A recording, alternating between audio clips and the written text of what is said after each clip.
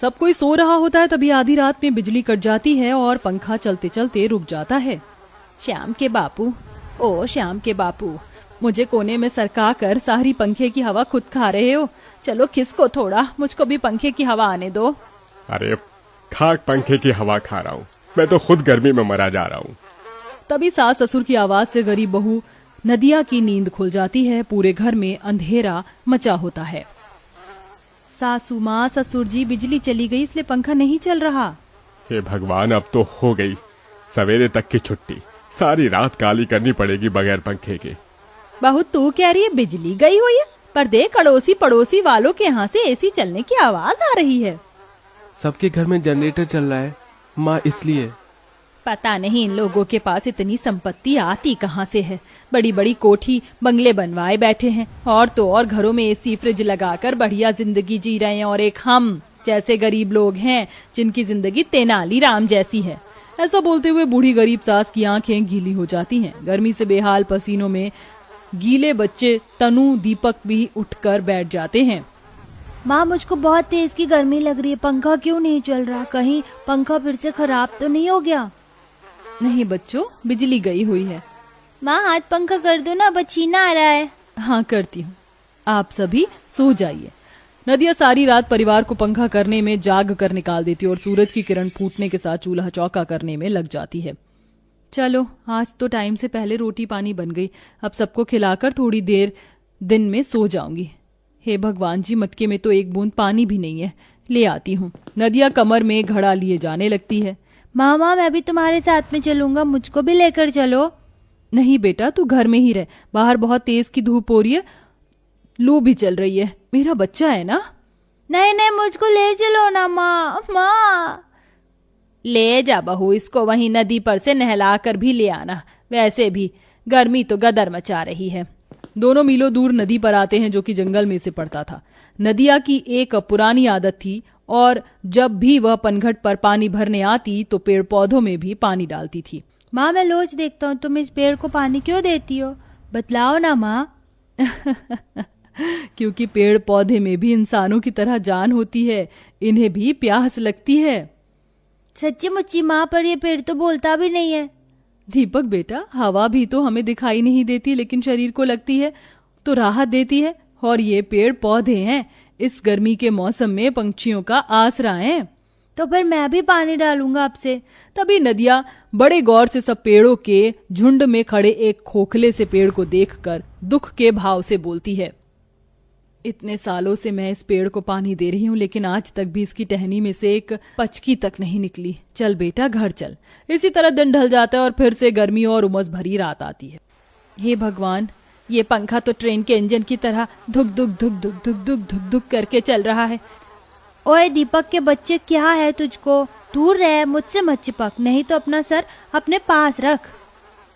हाँ तो तुम भी मत फैलो, है ना? क्या बात है, तुम दोनों भाई बहन क्यों लड़ रहे हो?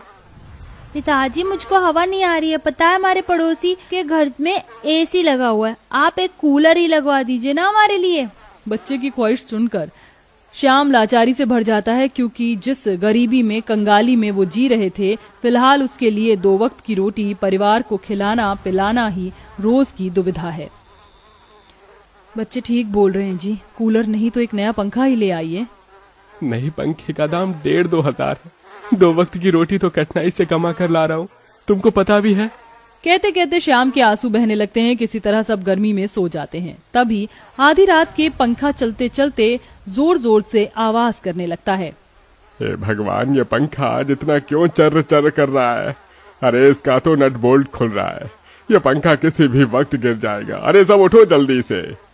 पूरा परिवार हड़बड़ाहट में उठता है। तभी पंखा खुलकर धड़ाम से गिर जाता है और एक पंखुड़ी भी टूट जाती है, जिससे देख बच्चा मुंह बिचकाते हुए बोला, पंखा तो टूट गया, अब हम कैसे सोएंगे? हे भगवान, एक तो पहले ही गर्मी से इतने परेशान थे, पंखा भी खराब हो गया। अरे जो ही थोड़ी थोड़ी हवा तो दे रहा है, ये इकलौता सहारा भी छिन गया। इसे कहते हैं गरीबी में आटा गीला होना। एक गरीब परिवार में सामान का खराब होना जितना आसान था, उसे खरीदना उतना ही कठिन। पूरा परिवार सारी रात पंखे के बिना गर्मी से बेचैन होते हैं और सुबह तक सास ससुर बच्चों के शरीर में लाल लाल दाने निकल आते हैं।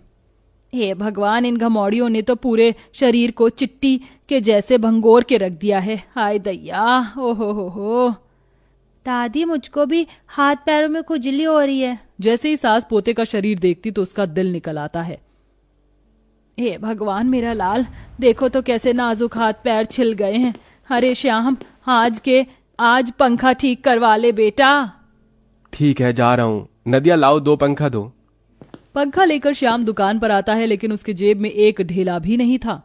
अरे पंखा तो बन जाएगा, मगर मोटा खर्चा लगेगा। 1000 रुपए लगेंगे। 500 और डालकर नया पंखा ले जाओ भैया। ये देखो, उषा का पंखा एकदम फर्राटेदार चलता है। इतना पैसा है नहीं काका जी, रहने दीजिए। मुंह लटकाए हुए पंखा लेके श्याम घर आता है। क्या हुआ जी, पंखा बनवा लाए? नहीं नदिया, दुकान वाला बहुत पैसे मांग रहा है। मैं जितना कमाता हूँ उसमें या तो आप सबका पेट ही भरवा सकता हूँ या पंखा खरीद सकता हूँ। कोई नहीं बेटा, तू दुखी मत हो, आज से आंगन में ही बिस्तर डाल लेंगे। वो दिन भी गर्मी में सोकर गुजरता है। कहर ढाती गर्मी में सबकी दुर्दशा हो जाती है। जो कि गरीब बहू नदिया से देखा नहीं जाता, वह हारे मन से नदी पर आती है। हे गिरधर गोपाल, मेरे गरीब परिवार का बेड़ा पार लगाओ। कोई तो रास्ता दिखाओ जिससे मैं अपने परिवार में पंखा ला सकूं। तभी एक टक वह सूखे पेड़ को देखती है। अरे, सूखे पेड़ के नीचे कितनी सारी हरी घास दूब उग गई है। इसका तो बढ़िया झाड़ू और दरी चटाई बन जाएंगे, जिसे बेचकर मैं पंखा ले पाऊंगी। पर जैसे ही नदिया घास को नोचने लगती है, एक दर्द भरी आवाज आती है।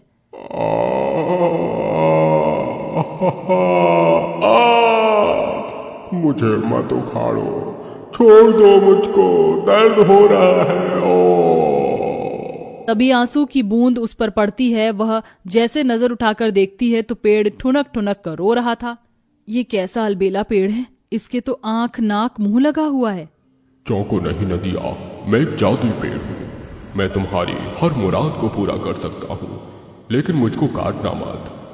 तुम इतनी दुखी क्यों हो? नदिया अपने दुख का कारण पेड़ को बताती है।